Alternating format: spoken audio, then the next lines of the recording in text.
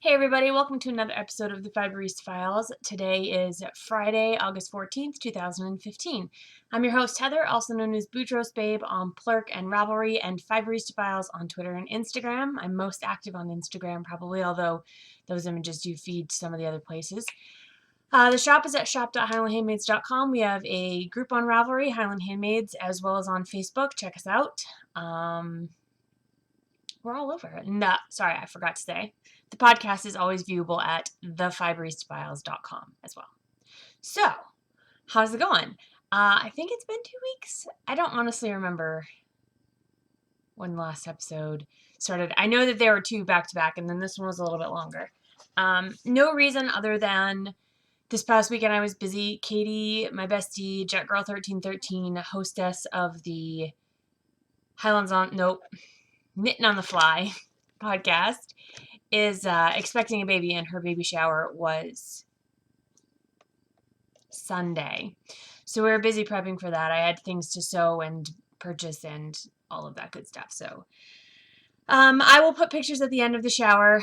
I took a lot of photos so that she would have them. I took more photos than otherwise I would have. But I got some good ones. So yeah, it was a good time. Katie's mom has been up. She just left today to go back home to Minnesota. Her mom is wonderful. Actually, my husband and Katie's mom get along famously. So we call her Mama Sims, and she treats us like her main kids, and we have a good time. So it was great to see her and hang out and see several people that we'd seen at the wedding for Katie's shower, and we had a good time.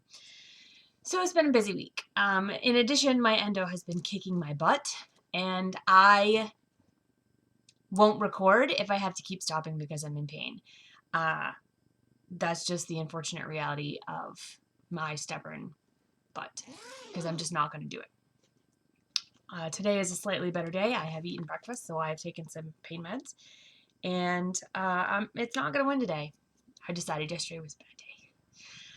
But I have a laundry basket literally full of stuff to show you, and I don't use that word literally lightly.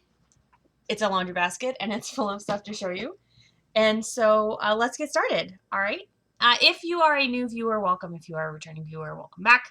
I don't think I said that in the beginning. Okay, I'm not going to do a whole lot of weekend review because I just said that Katie's baby shower was the only big thing that's been going on. So we're just going to move right into the knitting.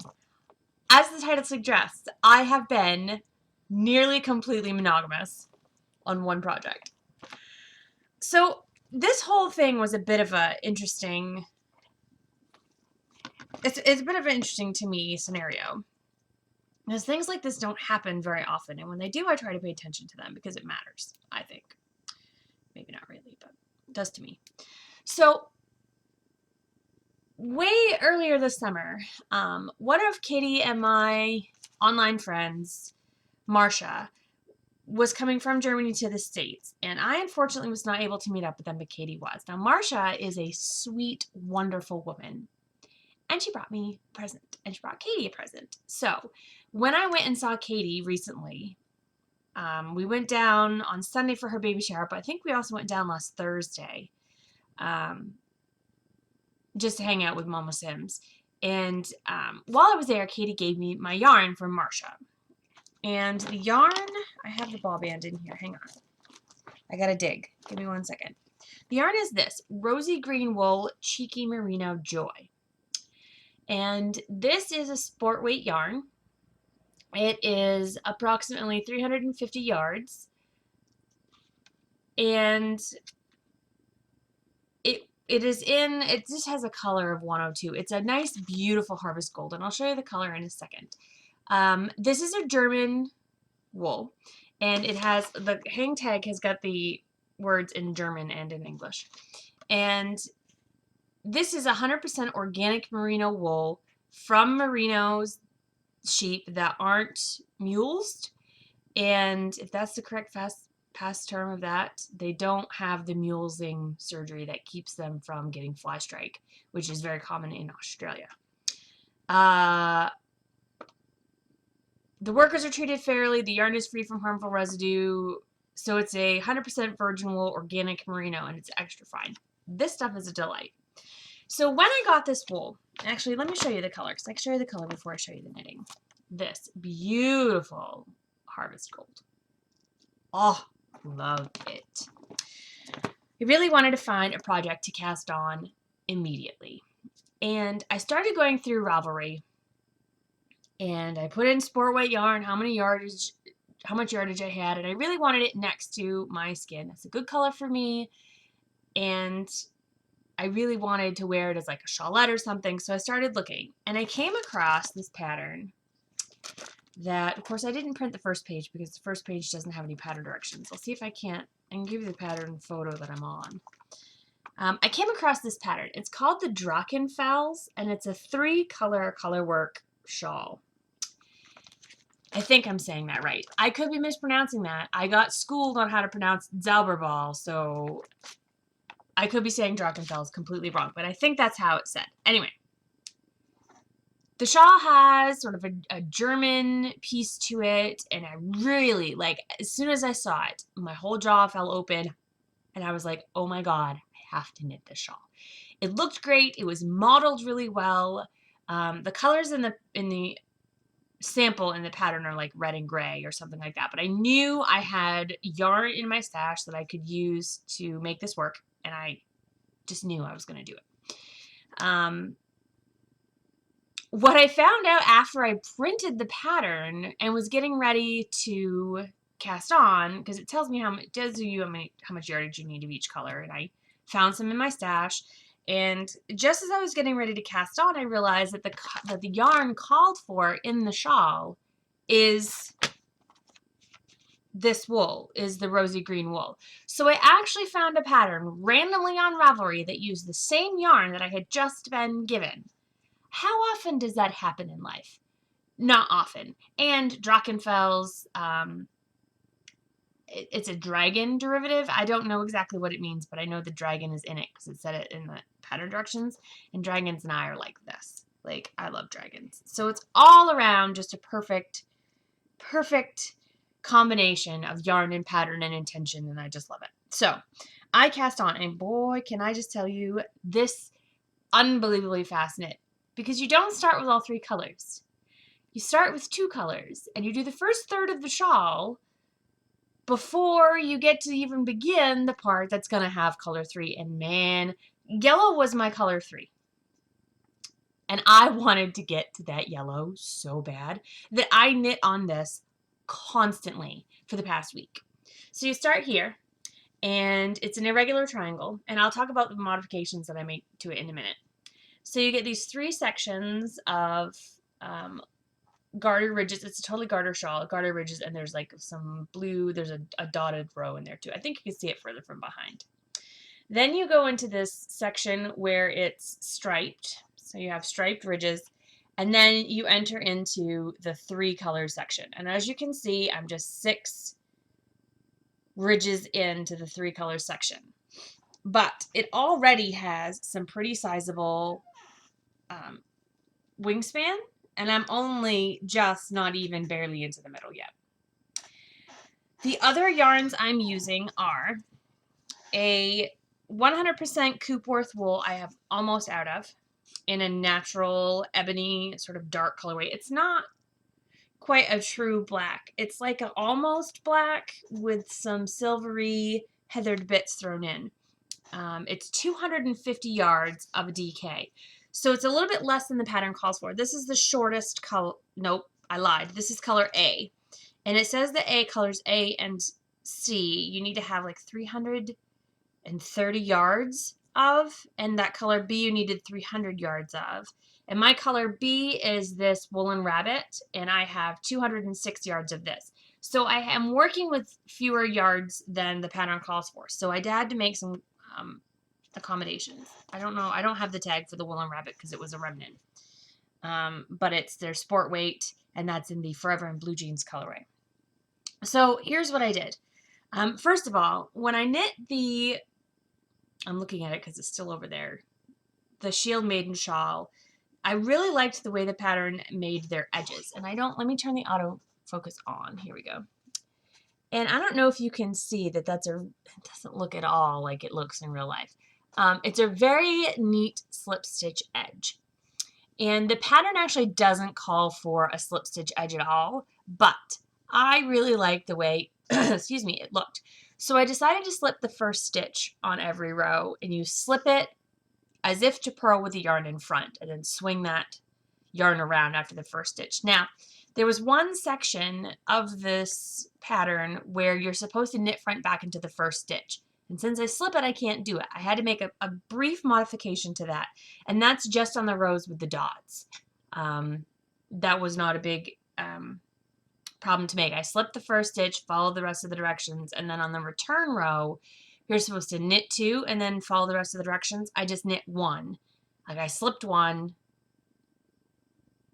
and then started the rest of the directions instead of knitting 2. So I just did the 1. Anyway, it just makes it line up the correct way.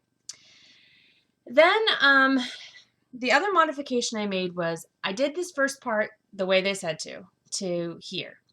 And then they said that you do, oh no, I didn't. I lied. Let me unlie that for you. Hang on. So it says to work that first section 13 times. I worked it 10. Then I did the section 2, which is the blue with the dots, the 1 time. Then I worked section 1 4 times instead of 5, 2 once, section 1 4 times again instead of 5, section 2 once, and then work section 1 4 times. So instead of doing 13 5 5 5, I did 10 4 4 4. So I did fewer stitches. After that first section, you're supposed to have 136 stitches. I had 112. So not a huge change, but enough that I conserved a little bit of my yarn. In addition, now I'm in the stripe section of the shawl, and I don't like the color sequencing, and I'm low on yarn. So instead of they have 4 sections of color, alternating A and B, alternating A, B, and C, alternating B and A, and then alternating C and B. I don't like going back to that A and B. Number 1, because I'm low on yarn, and number 2, because that's not the way my brain works. My brain thinks you start with the 2 colors, then go to the 3, and then stick with the second and third color. Like you don't go back. I don't know. That's just the way I like it. So I crossed it out and I've reworked some stuff. So I did the 15 ridges of A and B. I'm going to do 30 ridges of C, B, and A. And then I'm going to do another 15 ridges of just B and C. So the black and blue for 15, black, blue, and gold for 30, blue and gold for 15, and then I'll be into the gold section. So it is going to be a little bit different from the one in the pattern, but that's okay. And then I'm just going to knit the solid color section, which is section 3, until I'm down to how much yarn I need to finish. Like, I love this color. And so I think it's going to look, of course, I've got all kinds of yarn hanging, but I think it's going to look really nice once it's, no, be right side out. Anyhow, I think it's going to look good. Oh, great. This is being knit on US 7s. I did not check my gauge because my size is dependent upon my yarn, not upon my needle gauge. And I liked the fabric that I created with the needles called for in the pattern. And it's hanging out in my great big sweater bag from Girl Cave Bags, because I love it so much. Put the pattern back in the bag, dummy. Okay, so that's pretty much all I have worked in now. Because I knew I needed a podcast, I did cast on the second of my Curvy Warby socks. This is the sock that doesn't have a pattern. It just has an Aran cable on it. And that's the first one. And I finally cast on the toe of the second one because I have second sock syndrome and wasn't going to. I did remember to make this the other foot. So this is an offset. See how the cable's on one side? So this will be my left sock. So I cast on the right sock. Now I did have to put a stitch marker in to remember where to do the cabling, but you can see that it is on the opposite side, I hope.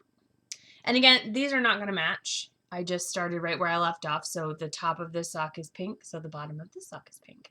And I'm just going to knit away at that. I probably will take this. I say that I'll take it in the car, but I'm totally in love with the Drachenfels. It won't get a whole lot of love until the Drachenfels is done. I'm not going to lie. But at least I've broken the seal on that and started it. So hopefully that will get some love as I go. I have been doing a lot of spinning. You know this since the Tour de Fleece started. I have been big into spinning. And since I got my Acreworks bobbin, I've really loved it. So I have been doing some spinning. I started this fiber. You can see it's gray and black and gold. And it's on my Acreworks bobbin, which I love. I'm going to show you the bat. I don't know if I have the tag in it or not. I do not currently have the tag. So this is the bat. And I can never remember how to pronounce the company. Latinium Ex Machina? I want to say that. I could be wrong. So this is the bat. And it is called the Mines of Moria. So it's black and gray, stone and coal and all that. And then in between, I don't know how well you can see this. Maybe you can see it better from this side. In the middle, yeah, right there, you can totally see that sandwiched in between is a layer of gold tencel. So as you spin, it comes up like veins of gold in a mine, I imagine, because I've never been in a mine. And there is quite a bit of sparkle in there too. So I have had this bat for a while. And at one point I had a bit of a scare with, I had something chewed by moths, and it was something that I had purchased from a show that had, been bought from a farm, and it was at a show that was outside, so I don't know where the moths came from, but something had been infected, so everything got quarantined and then cooked. I don't have a sub-zero freezer. I don't have anything that's going to freeze the eggs to kill them. If they live in Maine, they're already used to 40-degree below zero temperatures. Nothing I have is going to kill an egg. However, I do have ovens. And you cook something for an hour at 200 degrees, and it's going to kill those eggs. Promise you. So if or when you have an infestation, I recommend soaking the fiber in a pan and cooking it in the oven at 200 degrees for an hour. That's what I set my yarn at anyway when I'm dyeing. As long as you don't get over 212 and boil your water, which will felt your wool, you should be fine. This was one of the things that I treated. It does not appear to have anything. I have not seen any evidence of any moths in my personal stash except for that one fiber that I got from that show. And that's my normal stash is separated in airtight containers from my shop stash. So please don't worry that you're going to get moths, because that's not going to happen. But anyway, when I soaked this, it sort of compacted the fibers a little bit. So it's not been the enjoyable spin that I was really hoping for. It's not the business's fault, the company's fault. It is entirely the fact that it's compacted a little bit from time and having been soaked and dried. And I can't put it back through the carder and keep that layer of gold separate.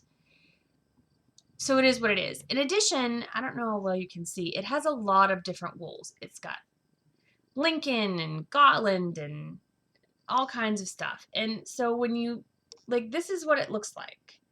There's short fibers, there's long fibers, there's clumps of fiber. It's all very uneven and ungroomed. It's just the way it is. And so I am a worsted spinner. I'm sorry my chair is squeaky. And so letting go of the control to let those slubs and thick spots and chunks happen is really hard for me. You can see there are places where it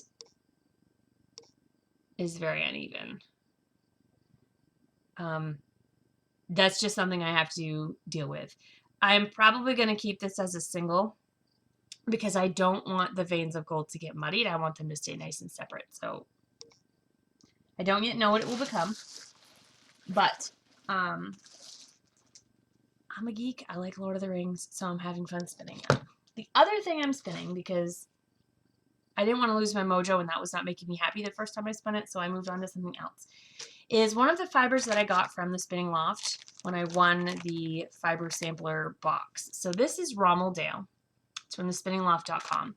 And what I've done with all of the fibers that I have spun from them so far is I have cleaned them, scoured the fleece because they send you raw fleece, and used my Indigo Hound Viking combs to comb this into top. So it's hand comb top. It's not as dense as commercial top. And then I wind them into little nests and spin them that way. And I spin worsted, the short forward or short backward draw. But what happened was with the Rommel Dale is a fine wool, and my Indigo Hound Viking combs are really not for fine wool. I ended up with a lot of waste, and I thought, I'm only given like 40 grams of fiber to begin with, so I really don't want to waste any of it. So I had all this as waste, and I carded it on my drum carder into a bat. It's only 12 grams. This bat is, I weighed it, it's 12 grams. But it's a nice, fluffy, slightly pilly bat of shorter fibers. And there's still stuff that's not really spinnable, like this little chunk right here. I don't know if you can see that. See a little chunk? That's not really spinnable, but that will come out as I spin it. I'm going to spin all of these into a 2-ply and make the 2-ply. And then I'm going to spin this as a 2-ply. This should be a very different spin carded than that is combed. And I'm interested to see the difference. And I will post all about that on my blog, which is at highlandhandmades.com as I go.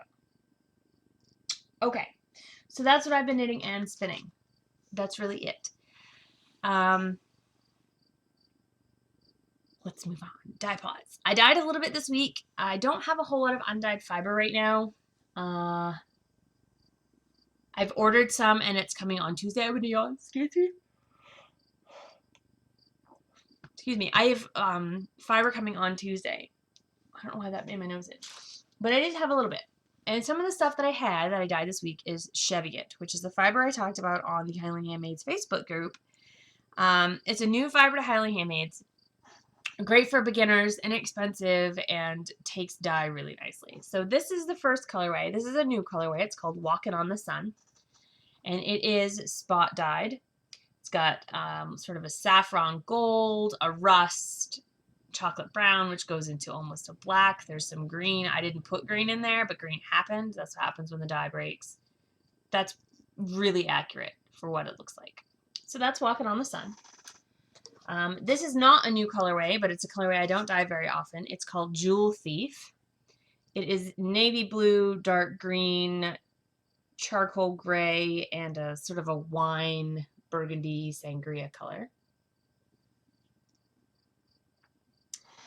And then another new color, because I wanted to try immersion dyeing with this, is called Vanilla with Sprinkles. And it is the undyed Cheviot, and onto it I sprinkled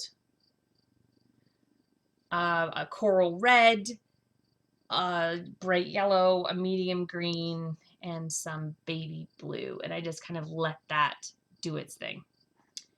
So you can see it better on that side probably than that side. But so that's called Vanilla with Sprinkles. And then the only other thing that I've been dyeing lately is the club. So if you are in the Highland Handmades Color Study Club and you have not yet received your July shipment and you don't want to be spoiled, look away. But I'm going to talk about it here for the next 30 seconds or so. Are you gone? Okay, good. So this month's colorway was Duck Fluff.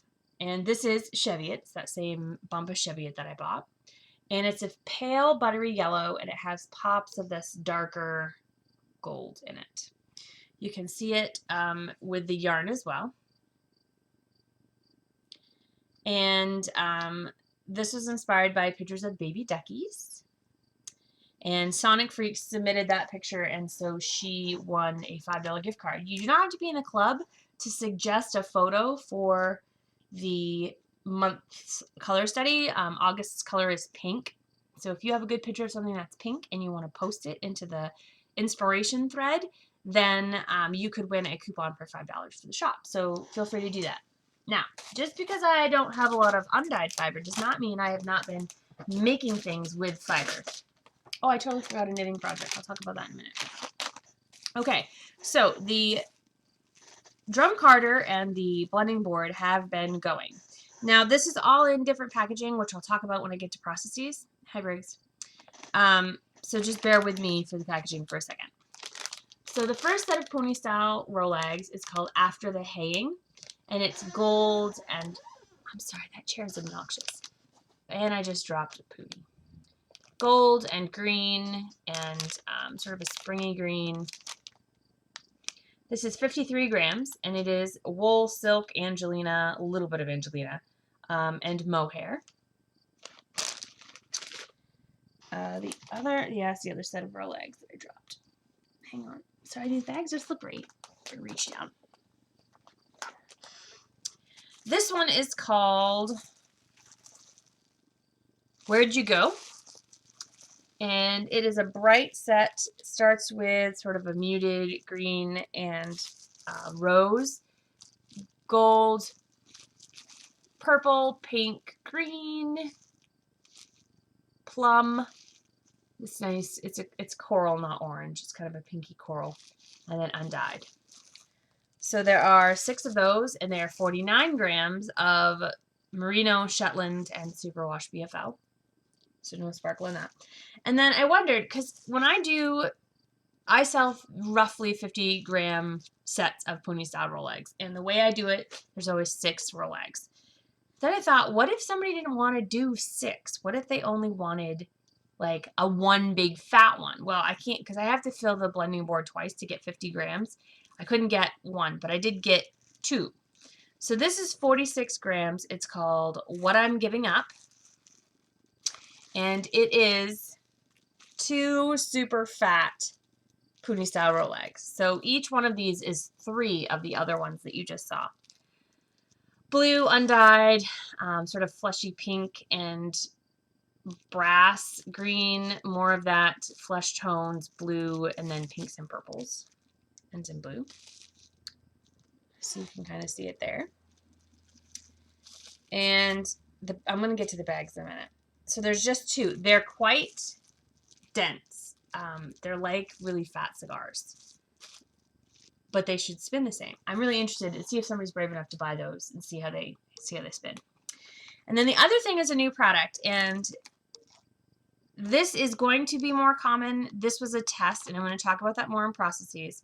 But this is called Lily Pad. It is 64 grams of merino, and they are what I'm calling saplings. So they're little mini bats.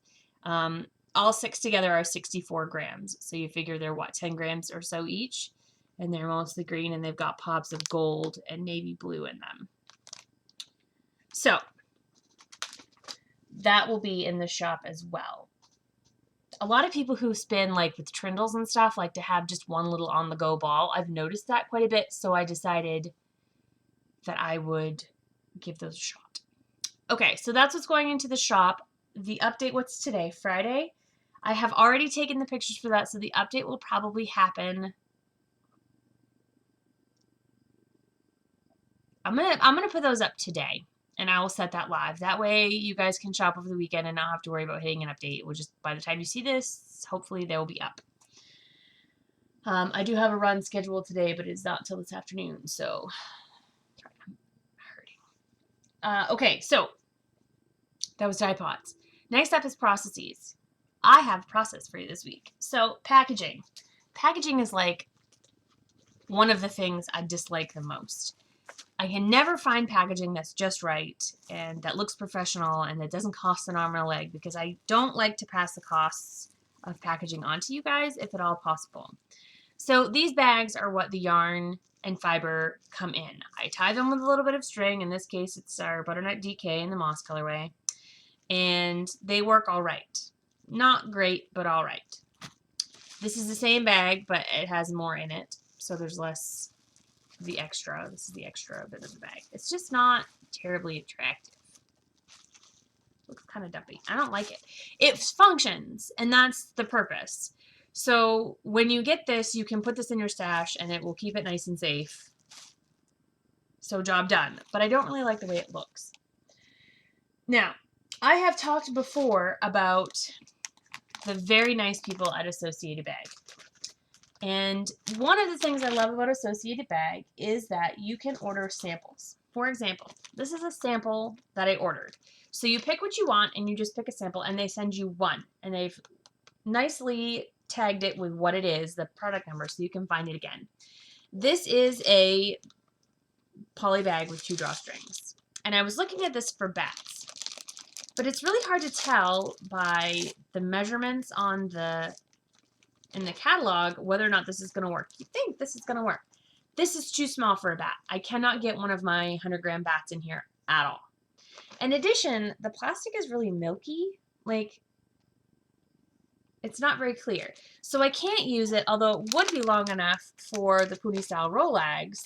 I can't really use it for that because it makes the colors less vibrant. I could put a bat in this because I photographed the bats from the end. So I could just roll the plastic down and take a photograph of it there. But the bat won't fit in this. So this, I'm really glad I didn't buy 1,000 of these because they wouldn't have worked. The other 2 packages that I ordered were both actually for the saplings because the saplings need to be ordered in order for them to work. They do not go in these bags well at all. I wanted something a little bit firmer plastic that I could maybe hang, but it wasn't necessary to hang, but that would fit them in and would kind of keep them well and would, in addition, keep the tag. These are my hang tags that I use with all of my bats, ponies, and Rolex. On the flip side is my logo.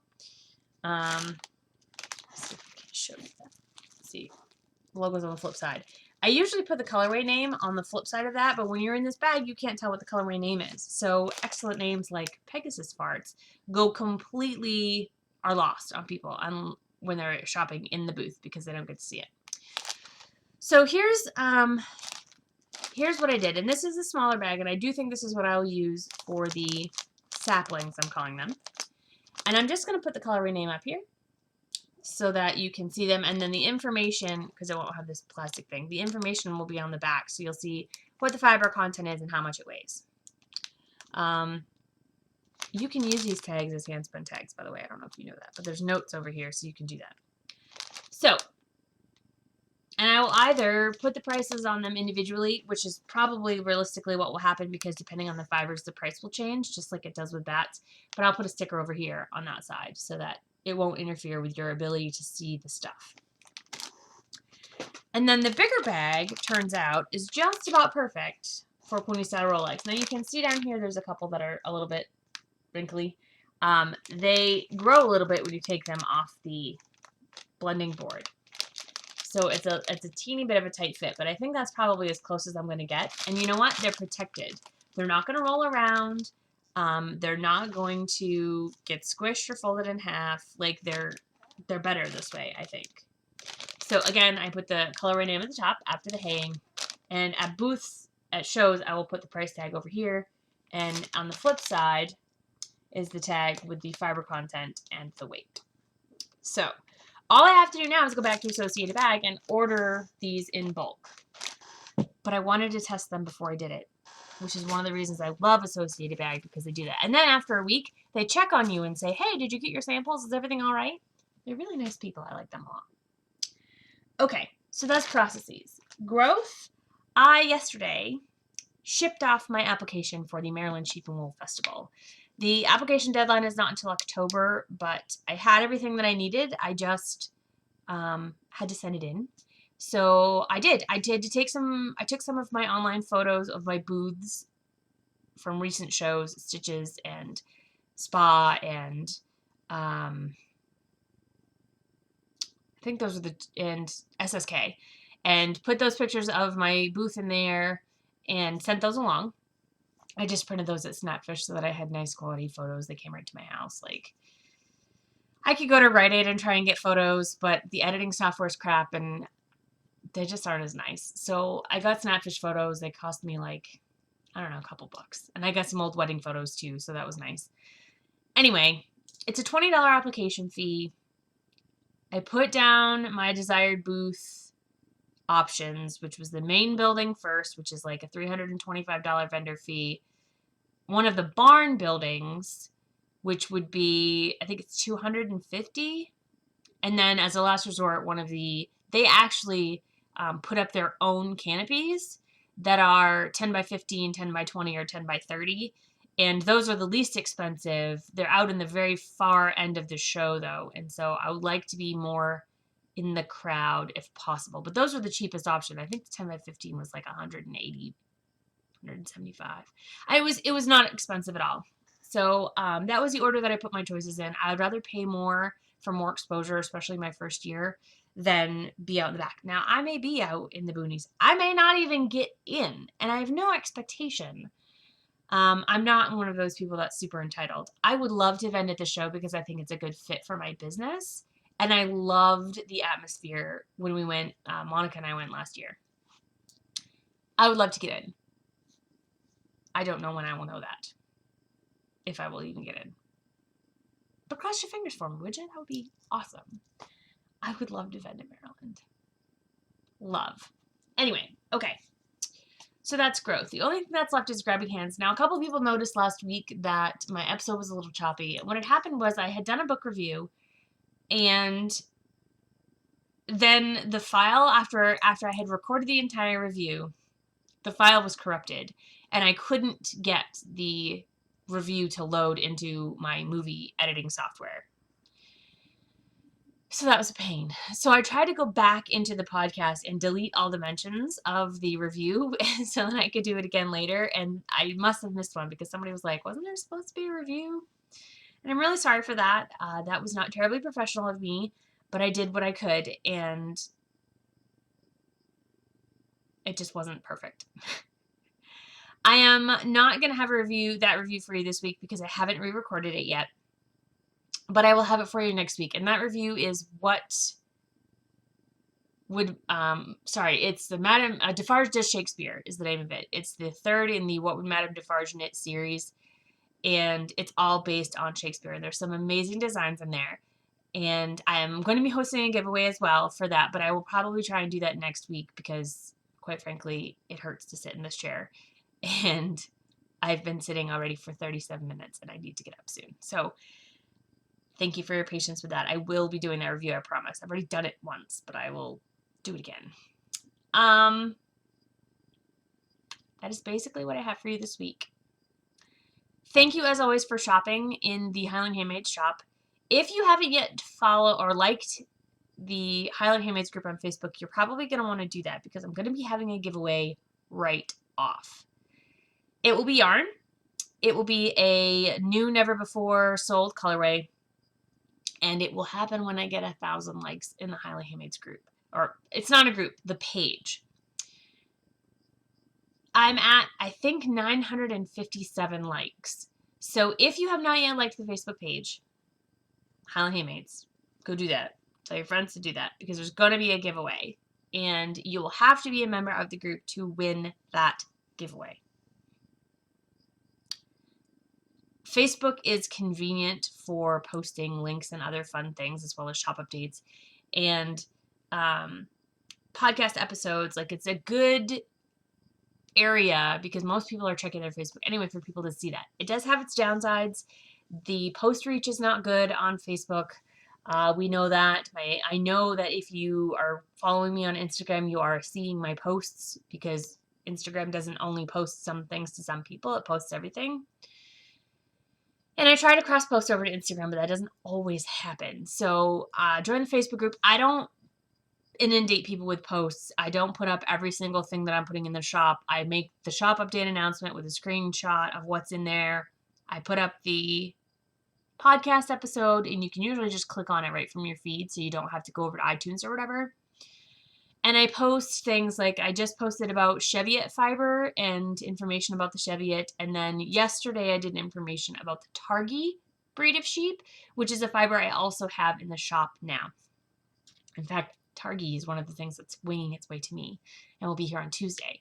So if you haven't, go ahead and check that out. Please like and follow. And if you're a super fan, you can click from the Highland Handmades page, click Get Notifications. And that will give you a little red flag up on your world on Facebook whenever I've posted so that you won't miss anything. You don't have to do that, but if you don't want to miss my stuff, that would be the best way to do it. So I'm going to leave you for now. Thank you again always for joining. Feel free to leave a review or a star rating on iTunes. My stuff does go there. I think that's the only place you can really review podcasts right now. But you can always leave a comment on the blog at thefiberistfiles.com. You can earburn me on Instagram on Fiberistafiles or Twitter. I'm the same there. Let me know what you thought and join the Drachenfels Cal. I didn't even talk about that, did I? I'm hosting a Cal because I love the Drachenfels. So several of us are knitting it at the same time. It's a real informal. There's no prizes or deadlines or anything like that, but I'm going to try and keep the thread open until most of us are done it. So for 2 months or so. And if you're thinking of knitting the Drachenfels, which you should because it's awesome, come join us. So, all right, I'm going to really go for real this time. So I'll say until next time, guys, happy spinning and knitting, and thanks for tuning in.